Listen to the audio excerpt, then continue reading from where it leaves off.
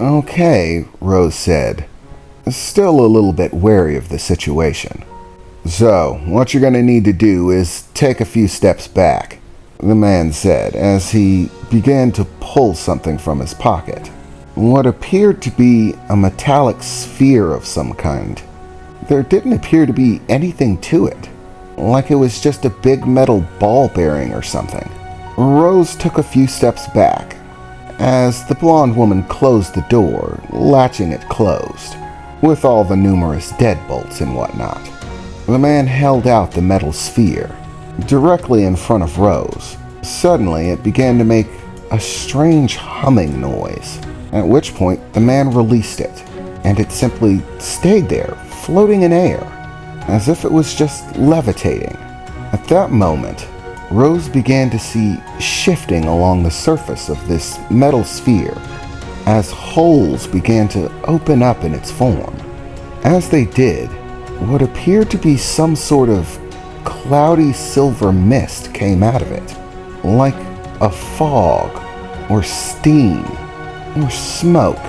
She couldn't really place it, but it had a metallic look to it. As strange as that sounds for something that appears to be more like a gas.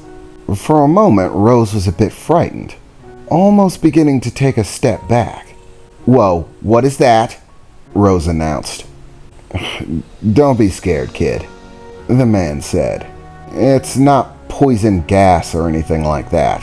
You probably won't grasp the technological aspects of it, but those are nanites, microscopic machines. You don't have to worry, they're not going to do anything or make contact with you, but you're going to need to hold still.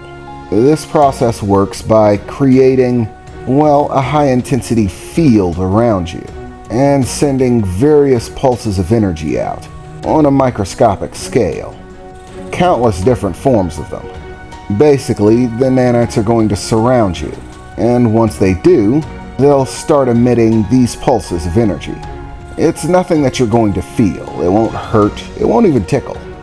But that smoke that you see is basically a bunch of microscopic machines fluttering about. They'll collect the signals that bounce back from the energy that passes through you, the energy that bounces back, how fast it does, how intense the response time, using countless different wavelengths of energy and trillions of receptors. We can get a scan that's more detailed than anything that any doctor would ever be able to give you, getting a read of you right down to the DNA level. All of the nanites will computate the results and transfer it back to the primary source, the metal orb you see floating there, at which point they can produce a high-depth, extraordinarily detailed scan. I've already included the scans that I got when I was originally on your mother's home world, from the numerous races that I encountered while I was there, including both your mother's and your father's. So I should be able to, without any doubt, give you an accurate estimation as to what your development is looking like, whether there are going to be any problems. Once again, it's non-invasive.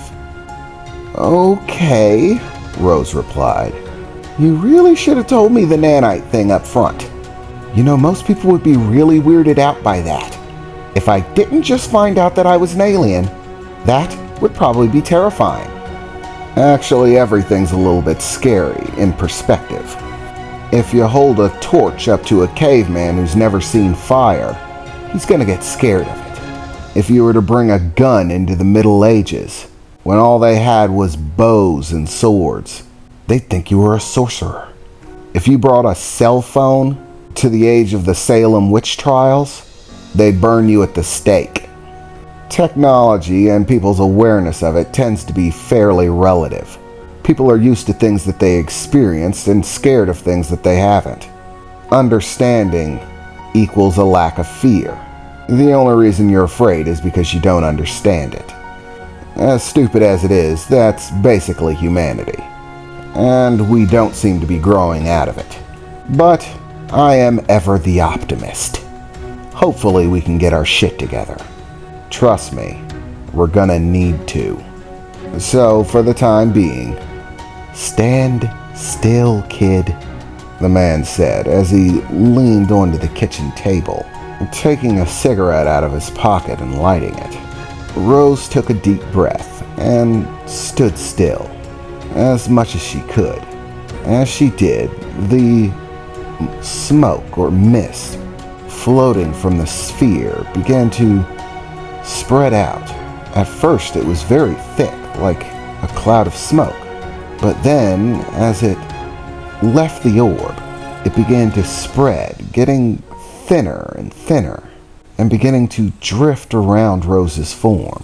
Some of it actually started nearing her face, at which point she covered her face and held her breath, scared that she'd somehow breathe in little microscopic machines, the idea of which terrified her.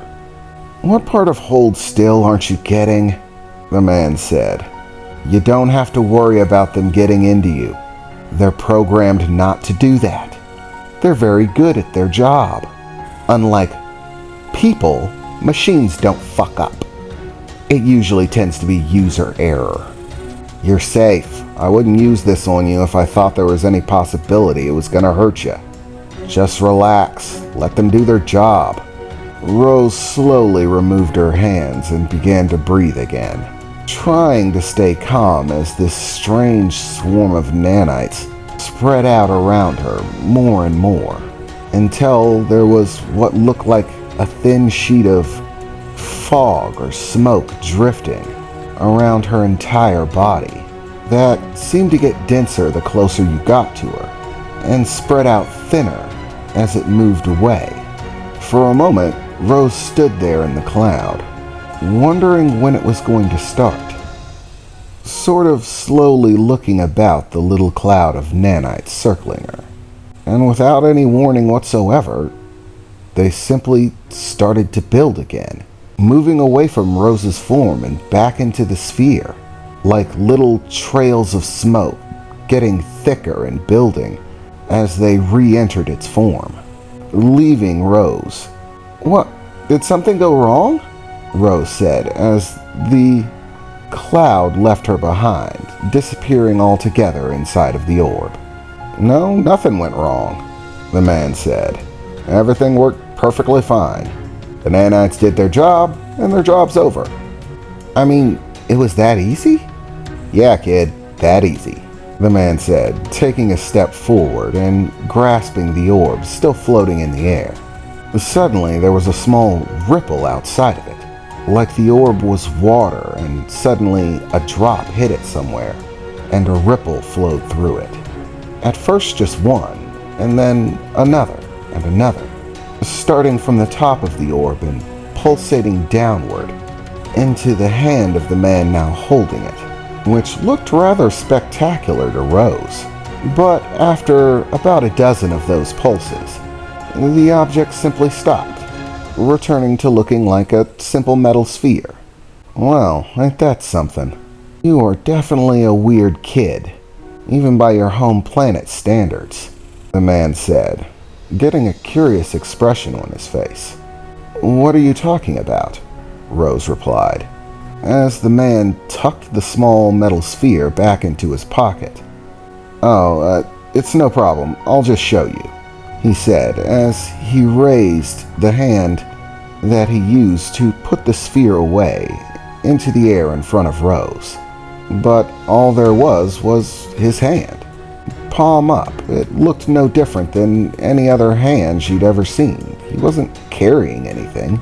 Was it invisible, maybe? Rose thought to herself, as she began to see changes begin to take shape in the man's hand.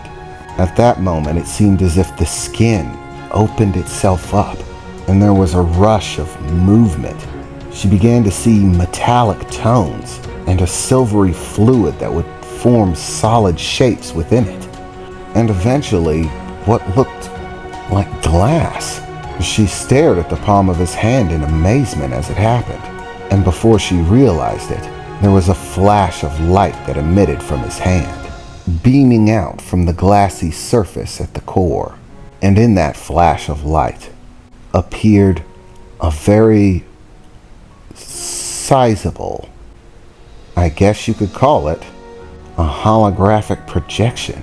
It was Rose, and the projection was flawless. It was as if there was a smaller sized Rose simply standing above his hand, complete with all of her clothing, her jewelry, her hair, everything. The hologram even seemed to move in natural ways, like she was watching someone on the end of a camera, an actual person in some distant place. But it was her. She can't be watching someone somewhere else. And it wasn't simply a copy of what she had done during the scan. The movement seemed unique. Okay, Rose, this is your scan. I've rendered all of the information that I've got into a high-fidelity holographic simulation of you, which I can use to display all of the vital information.